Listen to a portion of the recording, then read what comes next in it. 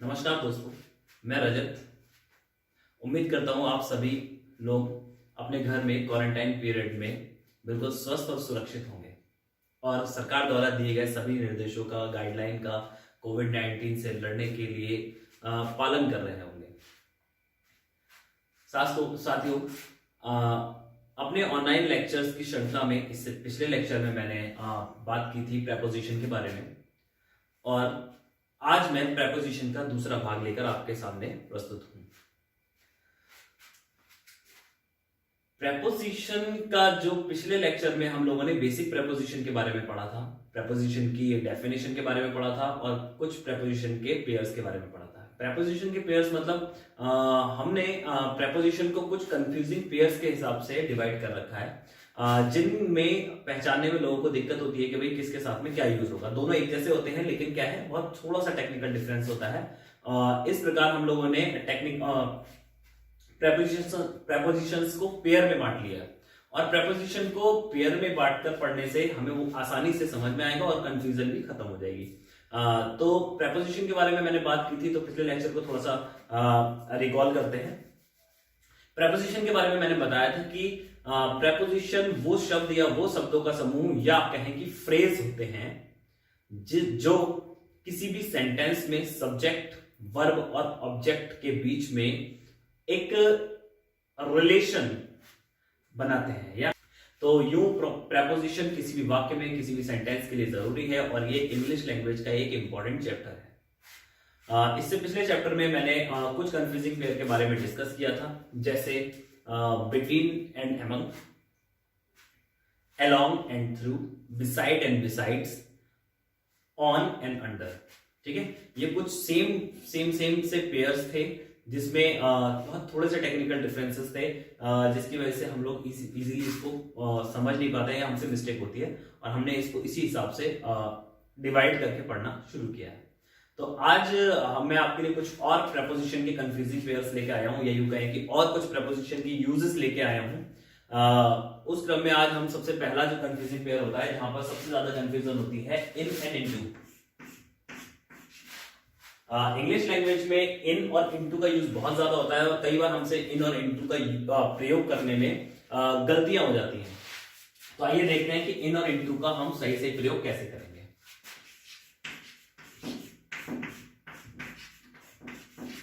In and into,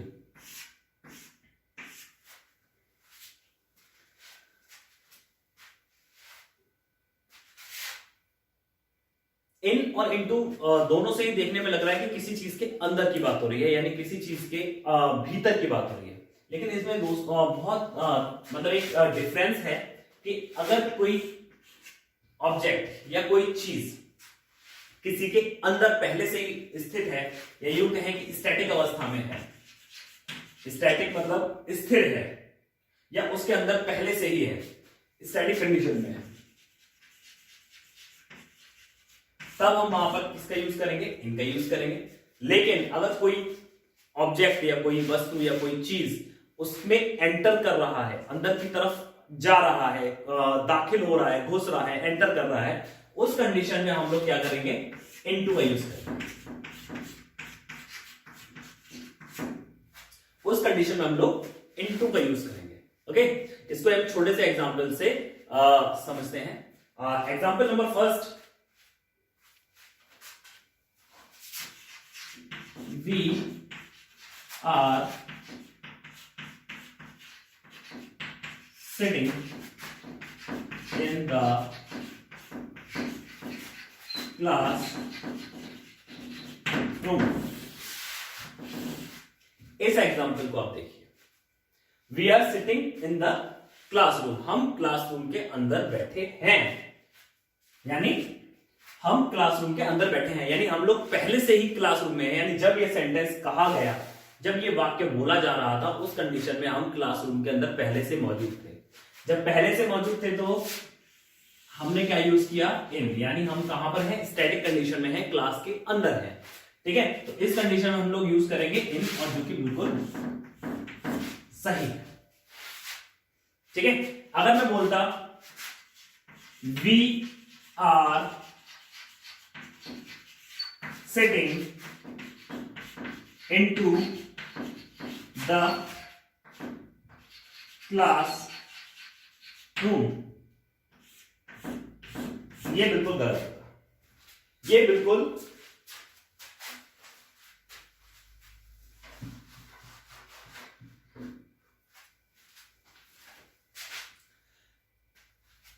we are sitting in the classroom, तो ये बिल्कुल गलत होगा, ठीक है, क्योंकि हम बैठे हुए हैं, इनटू साथ में लगा रहे हैं, तो यहां पर बिल्कुल गलत होगा। क्यों? क्योंकि इनटू का यूज एक ही कंडीशन में होता है, जब हम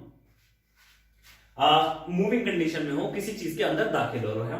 इसका एक छोटा सा एग्जांपल देखते हैं। चलिए इस पे बेस भी ले लेते हैं, इसके जैसे ही ले लेते हैं ताकि आपको अंतर करने में आसानी लगे। वी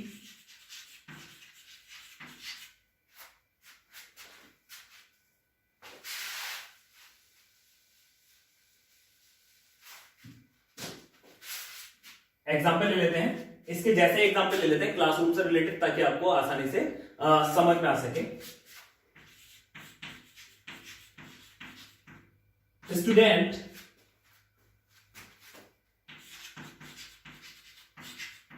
jumped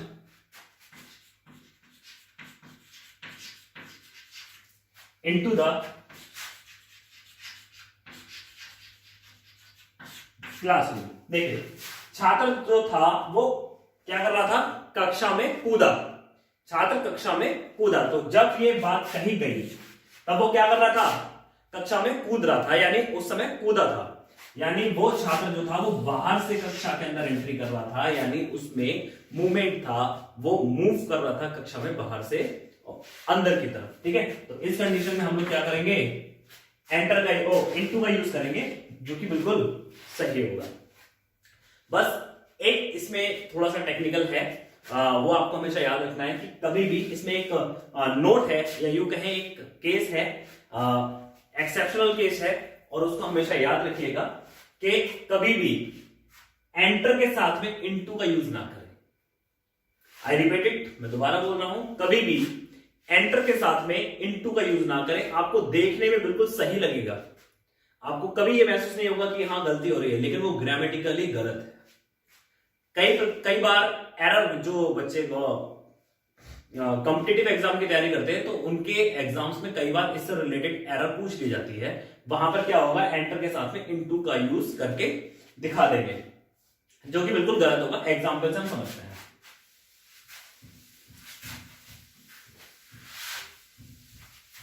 जहां पर भी आप लिख रहे हैं वहां पर आप इसको लिख करके नोट कर लीजिए, मैं आपको ऊपर लिख देता हूं। एंटर के साथ में इनटू का यूज कतई ना करें, गलत है, ठीक है। इसका एक एग्जांपल देख करके समझते हैं। वही एक जैसे एग्जांपल, हम एग्जांपल एक जैसे लेंगे, जिससे कि क्या है, हमें एग्जाम्पल पर ज्यादा ध्यान ना देकर के हम जो मेन प्रेपोजिशन पे जो जहां पर ध्यान दे रहे हैं वहां पर हम दे पाए। जैसे we entered into the class room. देखिए we entered into the classroom, बिल्कुल मतलब अगर हम व्यवहार की भाषा में देखें, बोलने के हिसाब से देखें तो फ्लुएंट लग रहा है, इसमें बिल्कुल भी हमें कोई गलती महसूस नहीं हो रही। लेकिन एंटर्ड के साथ में इनटू का यूज बिल्कुल नहीं करना है, ये सेंटेंस गलत है। यहां पर क्या आएगा, we entered in the class room, okay. तो यहां पर क्या आएगा, एंटर्ड के साथ में इन आएगा, इनटू नहीं आएगा, ठीक है। अगला कंफ्यूजिंग पेयर देखते हैं। अगला कंफ्यूजिंग पेयर वो भी थोड़ा सा कंफ्यूज करता है, और अक्सर जो है गलती होती है वहां भी।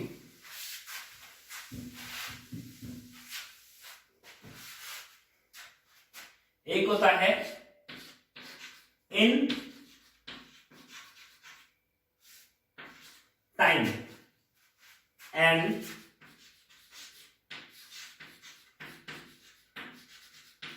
On time. देखिए मैं बिल्कुल एक जैसे पेयर लेके चल रहा हूं, एक जैसे प्रपोजिशन लेके चल रहा हूं, जिनमें आपस में कंफ्यूजन होती है, तो इससे समझने में भी थोड़ी सी आसानी होगी कि भाई किसका यूज कहां होना है। इसलिए मैं हमेशा जो पेयर लेता हूं वो बिल्कुल एक जैसा होता है, देखने में एक जैसा लगता है, ठीक है, जिसमें गलती होने की संभावना ज्यादा रहती है। तो ये दो पेयर है, मतलब दो चीजों का पेयर है, in time and on time, दोनों टाइम से रिलेटेड है, दोनों समय से रिलेटेड है, ठीक है। आइए देखते हैं इनका यूज कैसे करते हैं। इन टाइम, इसका मतलब होता है समय सीमा के भीतर, और ऑन टाइम का मतलब होता है समय सीमा, या सीमा हटा दीजिए, समय पर, है ना, समय पर। अगर हम किसी समय सीमा के भीतर की बात कर रहे हैं तो उस समय हमें इन टाइम लगाना है, और बिल्कुल एग्जैक्ट समय, minute by minute, second by second अगर हम देखें किसी चीज को हमें करना है तो दैट इज ऑन टाइम, ठीक है। इसका एक एग्जांपल लेते हैं।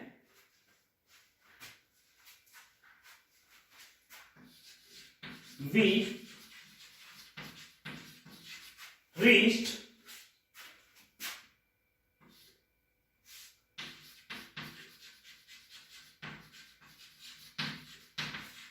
examination hall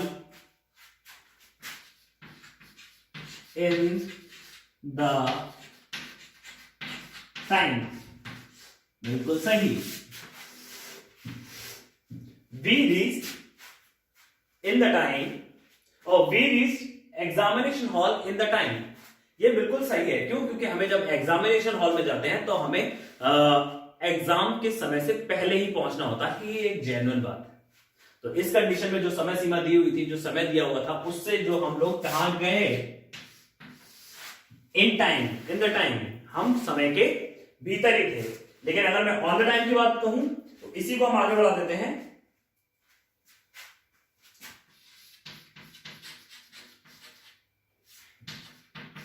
Examination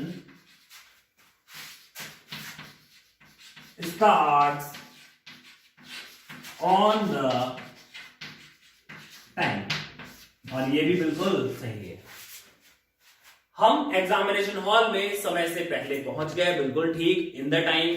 examination start on the time, जो एग्जाम था वो अपने समय पर शुरू हुआ। कभी आपने सुना है कि समय से पहले ही एग्जाम शुरू हो जाए? नहीं। या समय के बाद एग्जाम शुरू हो, लेट एग्जाम शुरू हो? नहीं, जनरली ऐसा नहीं होता। किसी एक्सेप्शन केस में होता होगा कि भाई कुछ प्रॉब्लम की वजह से एग्जाम पहले या बाद में हो जाए। लेकिन अगर हम देखें, एक जेन्युइन बात पे देखें, तो एग्जाम जो है बिल्कुल ऑन द टाइम होता है। इसीलिए यहां पर हम लोगों ने क्या लगाया, ऑन द टाइम या फिर ऑन टाइम। ओके, तो ये कंफ्यूजिंग पेयर बनता है इन टाइम और ऑन टाइम का, ठीक है। एक और इंटरेस्टिंग पेयर हम लोग लेके आए हैं, जहां पर बहुत जनरली कंफ्यूजन रहता है। ओके, इसको आप नोट कर लीजिएगा, वीडियो को पुश करके। आप लोग वीडियो देख रहे होंगे तो वहां पर आप इसको पुश करके नोट कर लीजिए। मैं फटाफट जो है इसको रफ कर देता हूं। ओके, अगला जो कंफ्यूजिंग पेयर है, बाय एंड विथ। और यहां पर भी बहुत ज्यादा कंफ्यूजन रहती है कि भाई बाय का प्रयोग कहां करें और विद का प्रयोग कहां करें, रहती है ना। तो आइए आज इस प्रॉब्लम को हम लोग जो है हमेशा के लिए खत्म कर देंगे, हमेशा के लिए सॉल्व कर देंगे कि बाय का प्रयोग कहां करें और विद का प्रयोग कहां करें। बात करते हैं बाय का प्रयोग। बाय का प्रयोग किसी व्यक्ति द्वारा, किसी व्यक्ति द्वारा, ठीक है, या कहें के द्वारा, ठीक है। और के द्वारा क्या हो सकता है? व्हीकल हो सकता है, कोई वस्तु हो सकती है, कोई चीज हो सकती है, उसको क्या बोलेंगे? के द्वारा। और विद का मतलब क्या होता है? इसका मतलब भी होता है के द्वारा। देखिए यहां पर बिल्कुल हिंदी में भी मीनिंग एकदम सेम आ रहा है, हिंदी में भी मीनिंग एकदम सेम आ रहा है। इसको डिफरेंशिएट करते हैं हम लोग। के द्वारा यहां पर होता है मतलब औजार से,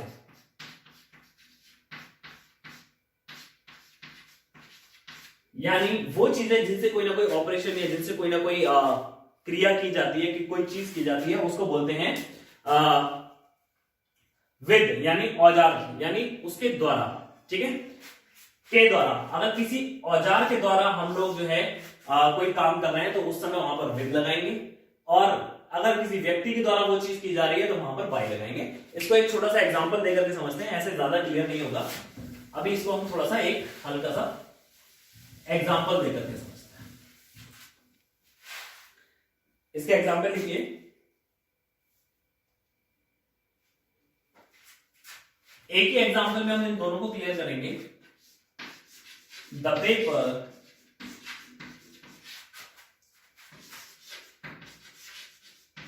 signed by him with the green pen।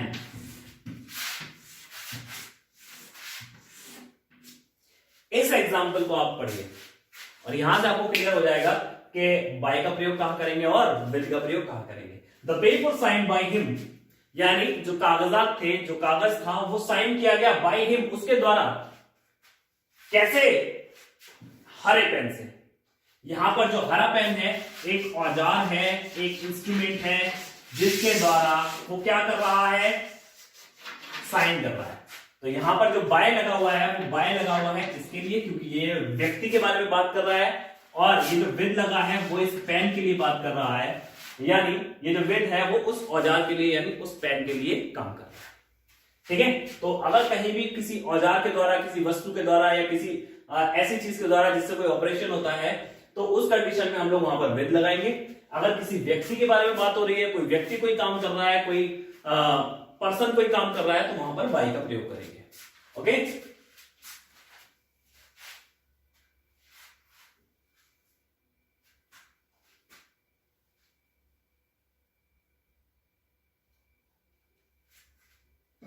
चलिए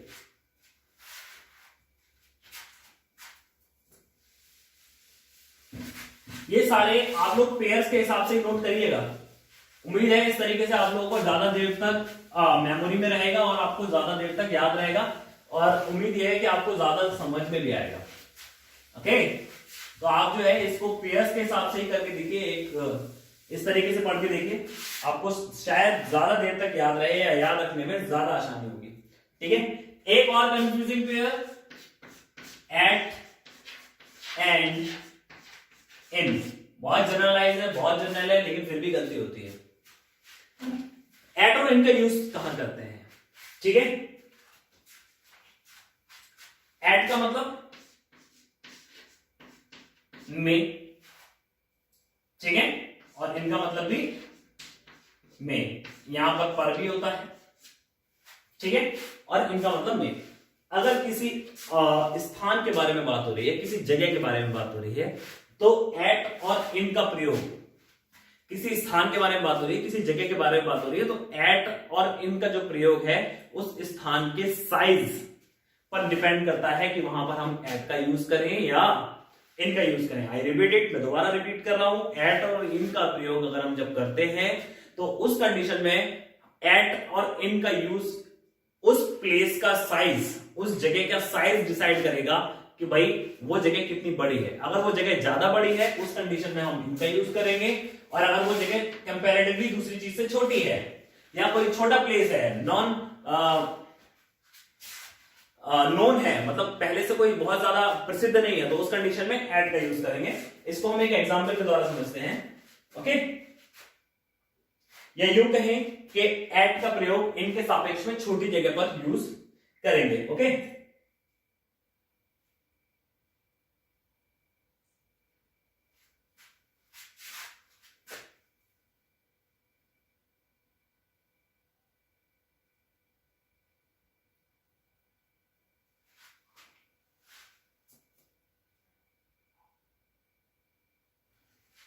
जैसे आई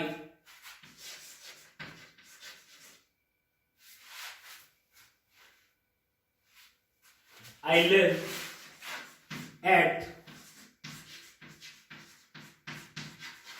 शास्त्री नगर इन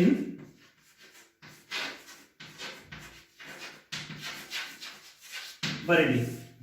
ये एग्जाम्पल देखिए,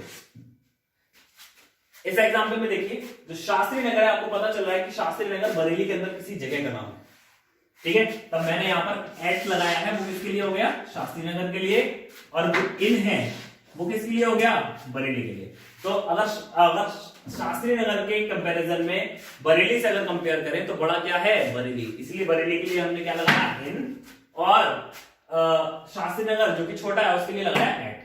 यानी कंपैरेटिवली छोटी चीजों के लिए हम एट लगाते हैं और बड़ी चीज के लिए क्या लगाएंगे, इन। ओके,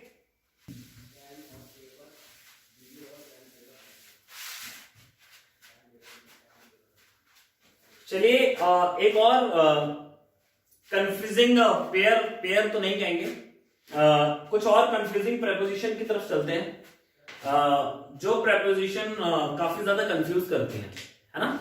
और इनको मैंने जो इनको क्लासिफिकेशन में डाला है, या मैंने जो क्लासिफाई किया है इनको, इनके हिसाब से इनको मैंने नाम दिया है प्रेपोजिशन ऑफ टाइम, ठीक है। तो एक अलग से इस सेगमेंट को प्रेपोजिशन के अंदर पढ़ते हैं, यानी प्रेपोजिशन के अंदर एक अलग से हम सेगमेंट पढ़ रहे हैं जिसको मैंने नाम दिया है प्रेपोजिशन ऑफ टाइम। यहां पे लिख लेना, ठीक है। वैसे तो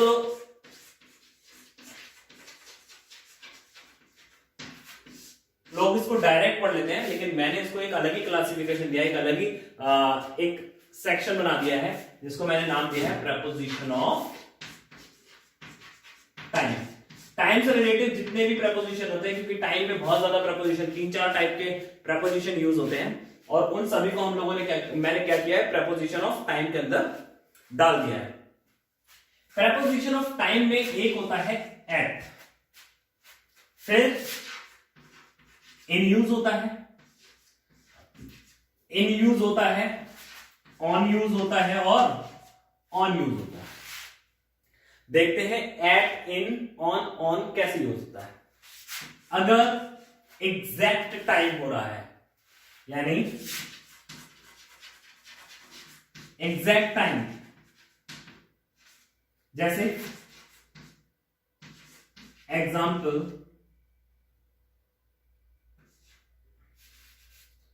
एट 7 o'clock, ठीक है। मैं इसके और एग्जाम्पल आपके साथ शेयर करूंगा, आप उसकी चिंता ना करिए, जितने एग्जाम्पल कहेंगे उतने एग्जाम्पल हम शेयर करेंगे। ओके, अब आती है बात इन की। कभी भी ईयर, किसी भी साल की बात होती है, 2020, 2021, 2026, 2032, 1999, जो भी ईयर की बात होती है, अगर कभी भी साल की बात हो रही है, ठीक है, उस कंडीशन में हम लोग क्या यूज करते हैं, इन का यूज करते हैं। ओके, और अगर कभी भी मंथ की बात हो रही है,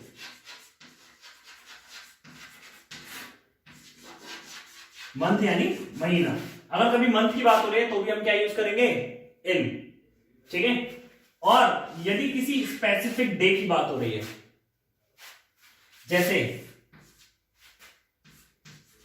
लिख देता हूं मैं यहां पे दिन यानी डे, यदि डे की बात हो रही है, आप इसको नोट करते रहिए लगातार, ठीक है। कभी कभी लाइफ में ये कंफ्यूजन नहीं होगा कि मैं कहां पर एट लगाऊं, कहां पर इन लगाऊं, कहां पर ऑन लगाऊं। एक बार आप इसको बस थोड़ा सा ध्यान से पुश करके देख लीजिए, आपको एक बार में बस क्लियर हो जाएगा।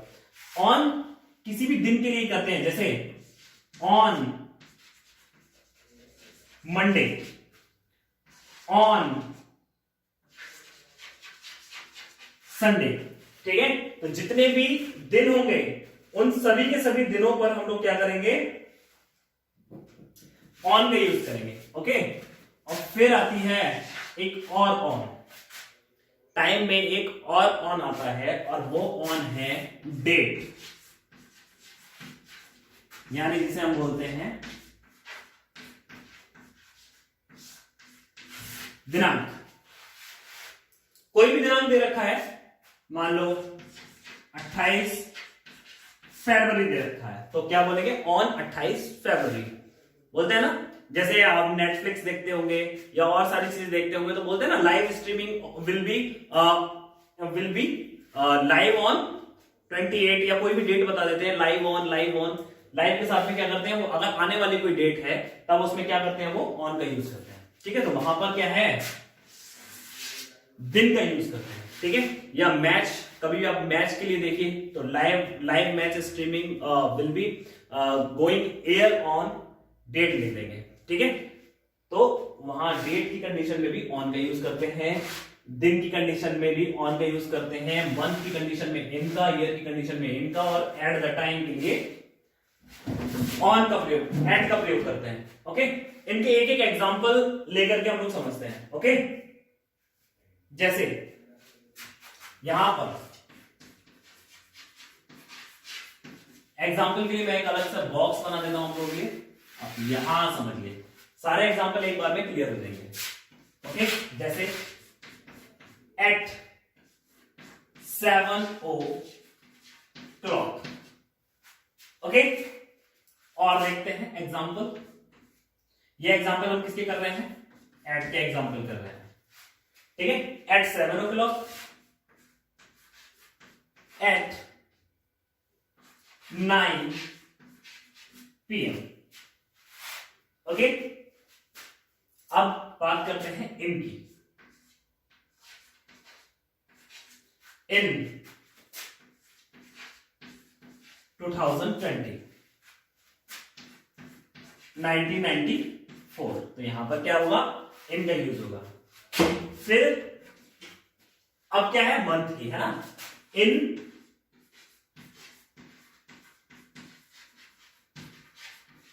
दिसंबर की माह में, इन दिसंबर। अगला देखते हैं, अब बात आती है ऑन की, ऑन सैटरडे, ऑन संडे। ठीक है, तो इस कंडीशन में हम लोग यहां पर ऑन का यूज करते हैं। और अगर कोई डेट है, ऑन 29 अगस्त, तो उस कंडीशन में भी क्या होगा, ऑन का यूज हम करना पड़ेगा, यहां ऑन लिख देते हैं, ऑन 29 अगस्त। तो इस कंडीशन में हम लोग एट, इन, ऑन का यूज करते हैं। एक आप इसको नोट कर लीजिएगा, एक मास्टर एग्जांपल मैं आपके लिए तैयार करता हूं। ठीक है, उसमें हम देखते हैं और सारी की सारी प्रपोजिशन, जो टाइम की प्रपोजिशन है, हम एक बार में इसको क्लियर कर लेंगे। ओके, एक एग्जांपल में हम सारे के सारे इसको क्लियर कर लेते हैं। ओके, स्कोर ऑफ कर देते हैं।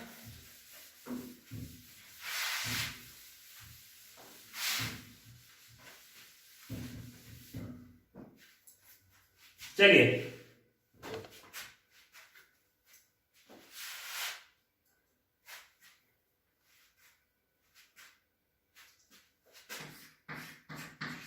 he will be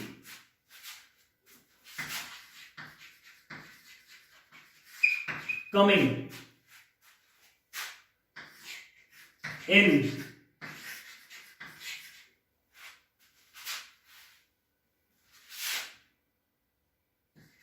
India. एक प्रपोजिशन तो आपका ये क्लियर हुआ, जिसमें मैंने एक बड़े प्लेस के लिए इन यूज किया है, और इंडिया एक बड़ा प्लेस है, नोन है, सब उसको जानते हैं, यहां पर इन यूज किया, बिल्कुल सही। ठीक है, इन इंडिया। अब हम लोग अपने सारे प्रपोजिशन इस सेंटेंस में, इस वाक्य में लगा देते हैं। In India at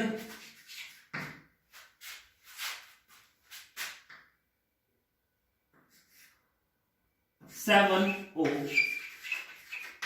o'clock। Okay, on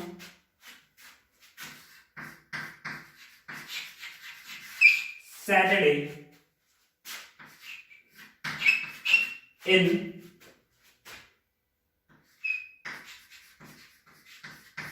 March 2020। इस एग्जाम्पल को देखिए। ठीक है, he will be coming in India at 7 o'clock on Saturday in March 2020, है ना। मार्च 2020 में जितने भी आए हैं वो कोरोना वायरस लेकर के आए हैं। ठीक है, जोक्स अपार्ट, बट सेंटेंस जैसा बना मैंने बनाया। और इसके अंदर लगभग सारे टाइम के एग्जांपल, टाइम की प्रेपोजिशन के एग्जांपल मैंने बनाया है, ठीक है। He will be coming in India, वो जो है वो भारत में आ रहा है। कब आ रहा है? एट 7 o'clock, 7 बजे आएगा। कब आएगा? सैटरडे को आएगा। कब? मार्च 2020 में, ठीक है। सैटरडे में दिन, उसने डेट नहीं बताई प्रॉपर, उसने ये बता दिया कि भाई सैटरडे को आएगा मार्च 2020 में। तो इसमें आपको सारे के सारे प्रेपोजिशन के एग्जांपल क्लियर हो गए होंगे, हाँ, सारे प्रेपोजिशन। चलिए, और अभी भी टाइम के प्रेपोजिशन खत्म नहीं हुए, ठीक है। ये तो इनका एक कंफ्यूजिंग पेयर था जो ये कंफ्यूज कर रहे थे, एट, इन और ऑन आपको, है ना। इसके अलावा टाइम के कुछ और भी प्रेपोजिशन हैं, ओके। जैसे एक कंफ्यूजिंग पेयर, चलिए इसको मैं सारा रफ कर देता हूं, पूरा बोर्ड खाली कर देता हूं उसके बाद।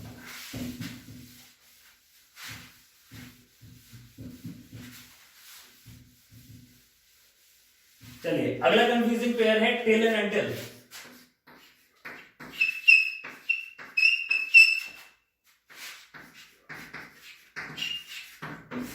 अब देखते हैं टिल एंड अंटिल कैसे यूज होते हैं।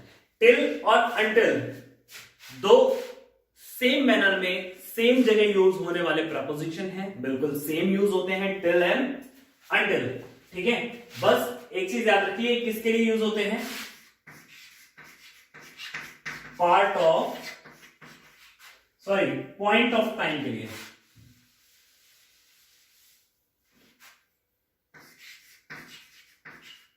पॉइंट ऑफ टाइम के लिए टिल और अंटिल का यूज करते हैं। एक एग्जांपल इसको जो है क्लियर करेंगे।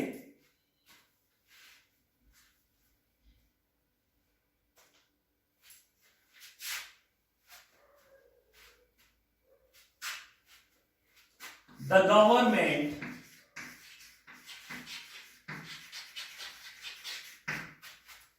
will not pass any bill, till use करिए चाहे अंटिल यूज करिए, टिल या until the next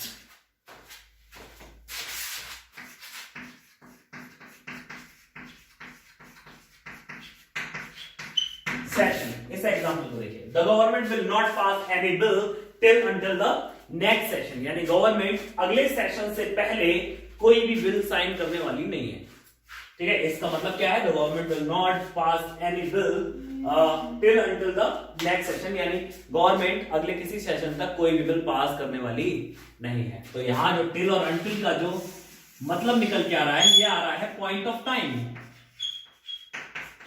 point of time यानी सभी तरीके के टाइम केवल डेट नहीं हो सकते, सभी तरीके के टाइम केवल ईयर नहीं हो सकते, सभी तरीके के टाइम केवल कोई एम पीएम या yesterday, last day, tomorrow, before, ये वो कुछ नहीं, कुछ और भी टाइम हो सकते हैं। और यहां पर जैसे उसने यूज किया है टिल अंटिल, किसके लिए? सेशन के लिए। तो सेशन अपने आप में एक अलग ही टाइम है। जैसे ही अगला सेशन होगा तो गवर्नमेंट साइन करेगी नहीं करेगी अलग बात है, लेकिन गवर्नमेंट जब तक नेक्स्ट सेशन होगा तब तक साइन नहीं करेगी। तो ये अपना एक अलग पॉइंट ऑफ टाइम है, और वो पॉइंट ऑफ टाइम है नेक्स्ट सेशन। यानी ये जो पॉइंट ऑफ सेशन है वो रेफर कर रहा है किसके लिए? इस नेक्स्ट सेशन के लिए, ओके। तो यहां पर इसको बोलते हैं टिल अंटिल, किसके लिए यूज करते हैं? पॉइंट ऑफ टाइम के लिए। उम्मीद है आपको टिल और अंटिल क्लियर हुआ होगा, है ना। चलिए,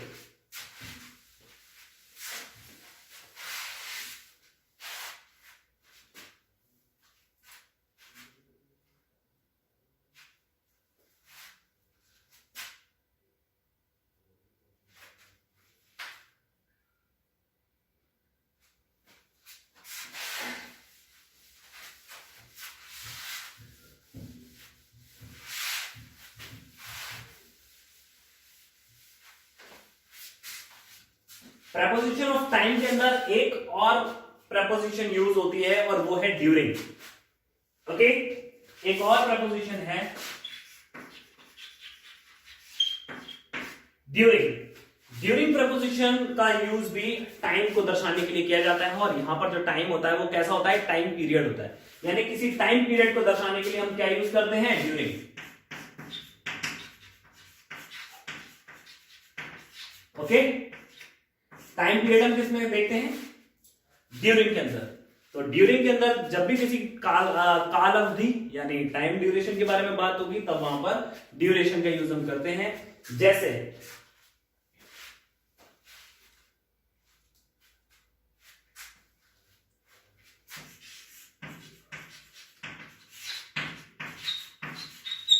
ड्यूरिंग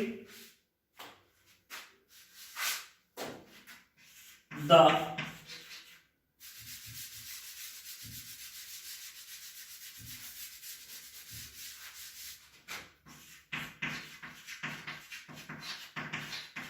ड्यूरिंग द सेशन या during the class, during the session use करते हैं। During the session no one allow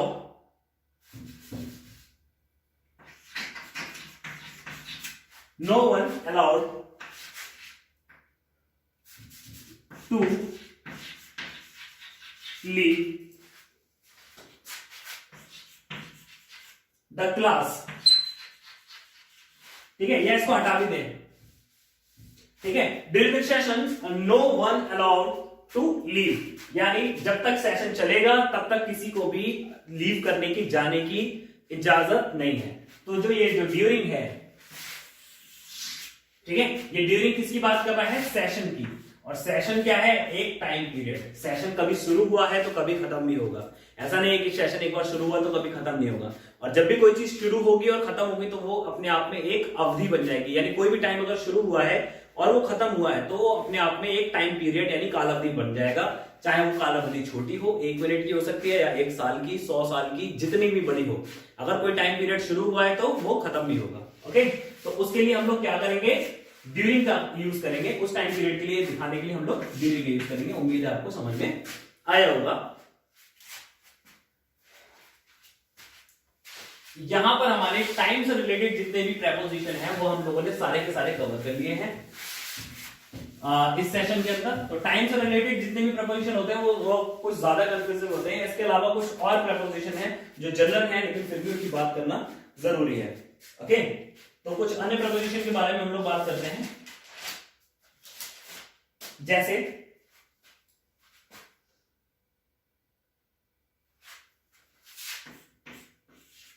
to and towards. ठीक है, एक और ले लेते हैं, एंड फॉर।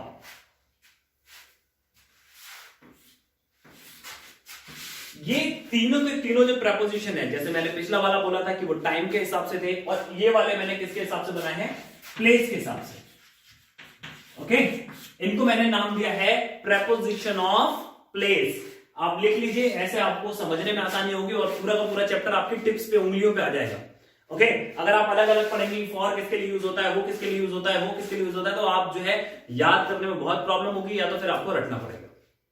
ठीक है, तो इनको समझने के लिए इस तरीके के पेयर्स में मैंने बनाया है, तो आप इसको इसी तरीके से करें तो शायद आपको बहुत आसानी होगी इस पूरे के पूरे चैप्टर को याद रखने में। और आगे मैं शॉर्ट या यूं कहें कि कुछ टेक्निकल चीजों के हिसाब से आपको लैंग्वेज सिखाने की कोशिश करूंगा, जबकि लैंग्वेज में कुछ भी टेक्निकल होता नहीं, लेकिन फिर भी मैंने कुछ टेक्निकल कलेक्शंस यहां से किए हैं और उनके कुछ अलग तरीके से मैंने पिरोया है। ओके, तो जितने भी मेरे नेक्स्ट सेशन चलेंगे इंग्लिश से रिलेटेड, तो उसमें आपको जरूर कुछ ना कुछ सीखने को मिलेगा और जरूर कुछ ना कुछ नया उसके साथ देखने को मिलेगा। तो फटाफट से जो है हमारे सेशन को लाइक करिए और अच्छे अच्छे कमेंट आप नीचे सजेशन दीजिए हमें कमेंट में। ओके, इसके अलावा हम एक नया नेक्स्ट लेक्चर, मैं अपना लेक्चर टेंस पे बनाने वाला हूं। जनरली टेंस सभी को आते हैं, ठीक है, लेकिन इसके बावजूद भी बहुत सारी कंफ्यूजन रहती है। तो मैं अगला जो सेशन होगा, अगला जो भी लेक्चर होगा मेरा, उसमें मैं आप लोगों के लिए टेंस लेके आऊंगा बिल्कुल इजी, आसान और साधारण भाषा में। और उस टेंस की एक बात और रहेगी कि वो, उसके लिए मैं केवल बोर्ड का यूज एक बार करूंगा, एक बार ही बोर्ड का यूज करूंगा, एक बार लिखूंगा, कुछ मिटाऊंगा नहीं। और एक बार बोर्ड पे लिखने से आपको टेंस पूरे के पूरे आएंगे, अगर आप पढ़ेंगे तो, इन द केस अगर आप पढ़ेंगे तो। ठीक है, जैसे जैसा मैं बोलूं वैसा वैसा फॉलो करना, एक बार में टेंस क्लियर। कभी जीवन में तुम्हें ये दिक्कत नहीं आएगी कि बीइंग कहां लगाना है, बी कहां लगाना है, विल कहां लगाना है, थर्ड फॉर्म कहां लगानी है, सेकंड फॉर्म कहां लगानी है, आईएनजी फॉर्म कहां लगानी है, फर्स्ट फॉर्म में एस एस कहां लगाना है, कहां नहीं लगाना। इस तरीके की टेंशन को भूल जाओ। क्यों? क्योंकि मैंने उसको अलग अलग पढ़ाना ही नहीं है, मैं उसको एक ही बोर्ड पर एक बार लिख करके आपको टेंस लिख करके आऊंगा अगले नेक्स्ट सेशन में। तो हमारे साथ लगातार जुड़े रहिए। तो मैं कुछ और प्रेपोजिशन जो मैंने आपको बताया कि भाई प्लेस के हिसाब से जो प्रेपोजिशन है वो मैं आपके लिए लेकर के आया हूं। ठीक है, प्लेस के हिसाब से हमारे 3 प्रेपोजिशन है, टू, टुवर्ड्स एंड फॉर। देखिए जो टू का जो यूज होता है वो होता है डेस्टिनेशन के लिए।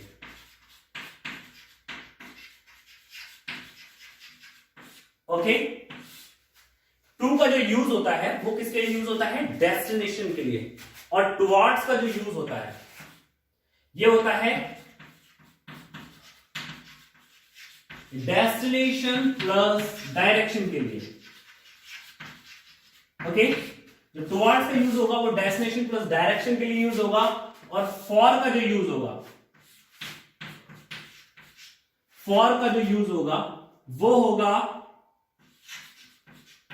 Direction with M. ओके, और जो टुवर्ड्स है वो क्या होगा? Direction with destination with direction but without aim. यहां पर एम नहीं होगा। तो आप इन तीनों को बहुत आसानी से समझ लीजिए, मैंने एक बार में बोर्ड पे लिख दिया, आपको कंफ्यूजन नहीं होगी। जब भी आप टू का यूज कर रहे हैं या फिर किसी सेंटेंस में टू का यूज हो रहा है तो आप इस चीज को ध्यान में रखिए कि वहां पर डेस्टिनेशन के बारे में बात हो रही है, गंतव्य स्थान के बारे में बात हो रही है। मान लीजिए मैं स्कूल गया, ठीक है, या मैं स्कूल जा रहा हूं, I am going to school, going to school, going to school, going to school, है ना? ज्यादा जोर किस पे आ रहा है? टू पे आ रहा है ना। इस एग्जांपल को यहीं से देखते हैं, I am going to school, मैं स्कूल जा रहा हूं। इस कंडीशन में देखिए मैं स्कूल जा रहा हूं, मुझे नहीं पता इस सेंटेंस में आपको क्या दिया हुआ है कि स्कूल उत्तर दिशा में है, नहीं दिया ना। इसमें कहीं ये दिया है कि आप स्कूल के फ्रंट से एंटर करेंगे या पीछे से एंटर करेंगे, नहीं दिया ना। इसमें कहीं ये दिया हुआ है कि वो आपकी पश्चिम दिशा में है, उत्तर दिशा में है, दक्षिण दिशा में, कुछ नहीं दे रखा है। बस इतना दे रखा है कि मैं स्कूल जा रहा हूं। यानी यहां पर केवल किस चीज की बात हुई है? केवल यहां पर केवल और केवल किस चीज की बात हुई है? डेस्टिनेशन की, है ना? Only destination. ठीक है, no matter about direction. Direction के बारे में कोई मैटर नहीं दे रखा, कुछ नहीं दे रखा। बट अगर बात करें टुवर्ड्स की तो वहां पर डायरेक्शन अपने आप में इंक्लूड होकर आती है, जैसे एक के साथ में एक फ्री, है ना? टू और टुवर्ड्स में बस इतना सा अंतर है कि टू में केवल डायरेक्शन आती है और टुवर्ड्स में डायरेक्शन के साथ में, टू में केवल डेस्टिनेशन आती है और टुवर्ड्स में डेस्टिनेशन के साथ में डायरेक्शन फ्री आती है, एक के साथ में एक फ्री। ठीक है, एग्जाम्पल के साथ क्लियर करते हैं।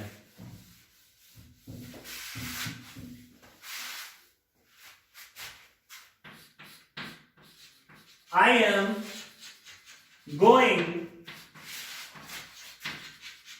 towards the school. I am going towards the school. मैं कॉलेज की दिशा में जा रहा हूं, कॉलेज की तरफ जा रहा हूं। यानी एक डायरेक्शन भी है कि जो डायरेक्शन मेरी कहां है? कॉलेज की तरफ है। कॉलेज की तरफ जा रहा हूं, मैं कॉलेज की तरफ जा रहा हूं। यहां पर क्या है? डायरेक्शन फ्री यहां पर दी हुई है, डेस्टिनेशन के साथ में डायरेक्शन फ्री। आप ऐसे याद करिए, इजीली याद होगा। पहले डेस्टिनेशन और बाद में डेस्टिनेशन प्लस डायरेक्शन, यानी टू में डेस्टिनेशन और टुवर्ड्स में डायरेक्शन आपको फ्री मिलता है।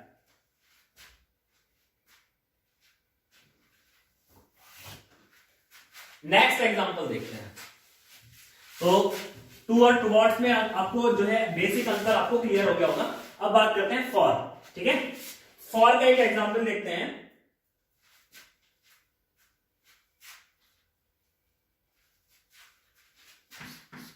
He is going for the America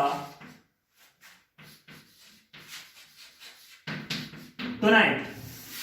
तो यहां पर जो है एक एम दे रखा है कि वो कहां जा रहा है, अमेरिका जा रहा है।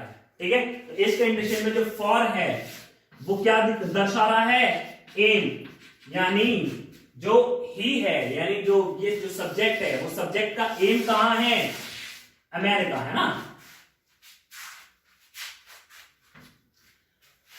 जो सब्जेक्ट का जो एम है वो कहां पर है बेटा, अमेरिका के अंदर है, यानी वो अमेरिका जा रहा है। तो इस कंडीशन में डायरेक्शन तो है ही है, साथ में और क्या है, एम है। यहां पर एम नहीं था।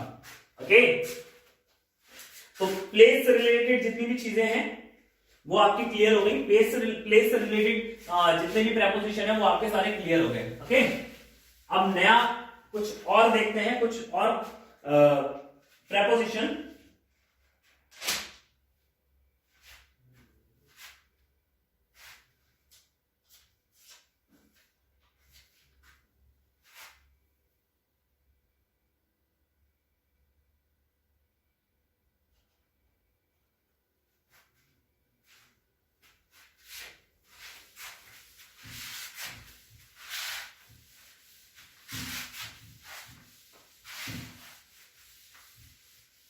इस तरीके से आपको जनरली किसी किताब में आप कहीं आपको देखने को नहीं मिलेगा। ठीक है, तो आप इसको फटाफट से नोट करते रहिएगा।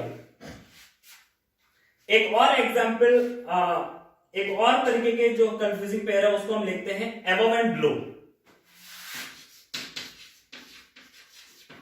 Above and below.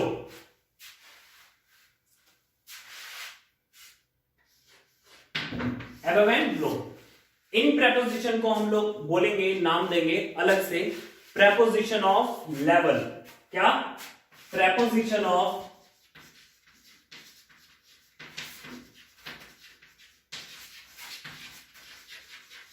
लेवल।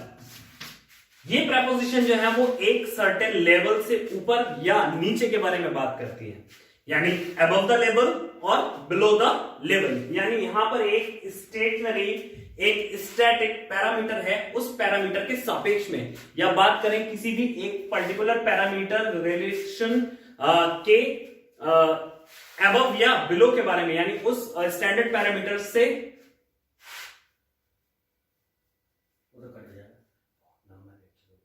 दो पार्ट में जाएंगे।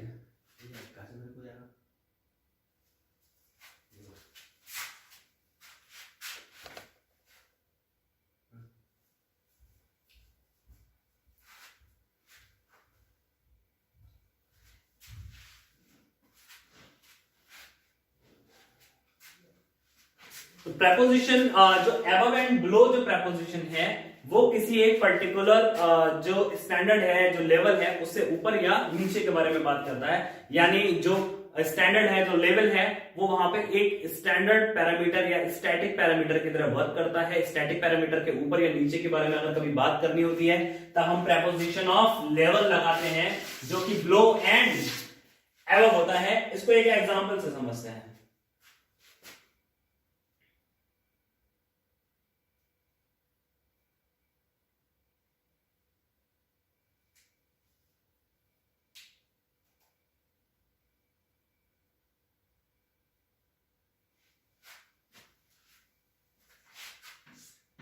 एग्जाम्पल है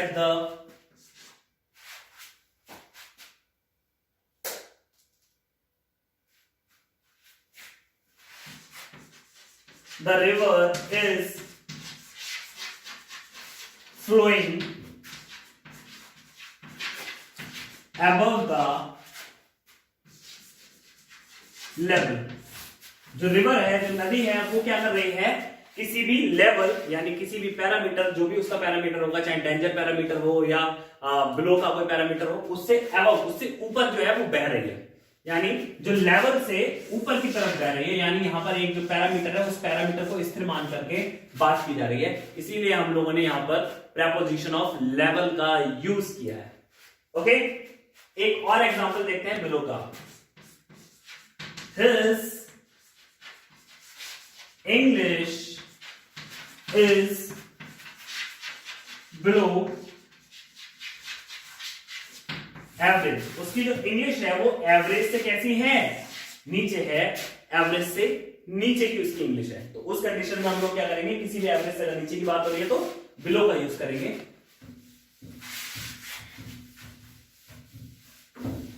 और इसके बाद में हम लास्ट प्रेपोजिशन पढ़ेंगे। कुछ और प्रेपोजिशन और फ्रेजेस हैं बट वो फिर कभी आगे डिस्कस करेंगे। आज हम अपने प्रेपोजिशन के जो मैंने 2 सेशन किए हैं उस 2 सेशन में आज की आखिरी जो प्रेपोजिशन है वो प्रेपोजिशन है प्रेपोजिशन ऑफ पोजेशन, ठीक है, जिसको हम बोलते हैं of. Okay, preposition of possession लिख लीजिए, प्रेपोजिशन ऑफ पोजेशन, किसी भी चीज पर अधिकार दिखाने वाली प्रेपोजिशन। यानी आपको यदि किसी निर्जीव वस्तु, किसी जानवर या किसी चीज पर अधिकार दिखाना है, अधिकार प्रस्तुत करना है या अपना डोमेन वहां पर प्रस्तुत करना है, उस कंडीशन में आप ऑफ का यूज करेंगे। ओके, इसको एग्जांपल से समझते हैं। आप एक बार दोबारा से नोट कर लीजिए, दोबारा से सुन लीजिए मैंने क्या कहा। ऑफ का प्रयोग किसी भी निर्जीव वस्तु, किसी भी जानवर आदि पर अपना अधिकार दर्शाने के लिए, पोजेशन दिखाने के लिए यूज करते हैं। एग्जाम्पल हम देखते हैं।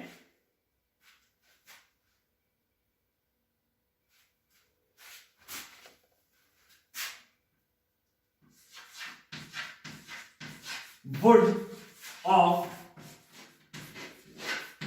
टेबल, टेबल निर्जीव चीज है और ये भी निर्जीव चीज है, ठीक है। ऑफ का जो यूज हो रहा है प्रेपोजिशन का, जो पोजेशन दिखाने के लिए हो रहा है कि इस जो टेबल का जो लकड़ी है उसके बारे में बात हो रही है। वुड ऑफ टेबल एक छोटा सा एग्जांपल है लेकिन बहुत आसान है समझने के लिए। सबसे आसान यही हो सकता था, इससे आसान कुछ नहीं। वुड ऑफ टेबल यानी टेबल की लकड़ी। तो यहां पर जो है टेबल की लकड़ी पे अधिकार दिखाया जा रहा है, ठीक है। एक और एग्जाम्पल देखते हैं।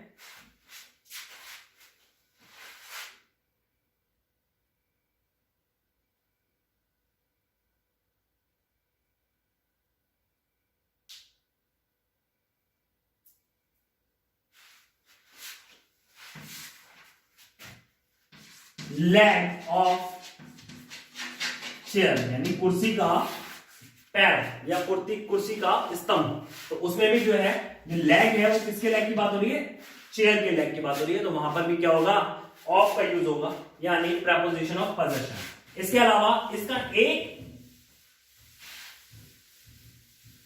एक्सेप्शनल केस है या फिर एक यूज और है ऑफ का, वो है किसी बीमारी के कारण किसी की मृत्यु अगर हो जाती है तो उस कंडीशन में भी ऑफ का यूज करते हैं। दोबारा रिपीट कर रहा हूं, किसी बीमारी के कारण अगर किसी की मृत्यु होती है या किसी बीमारी के कारण से कोई मरता है तो भी हम लोग जो है ऑफ का यूज करते हैं। एग्जाम्पल देखते हैं।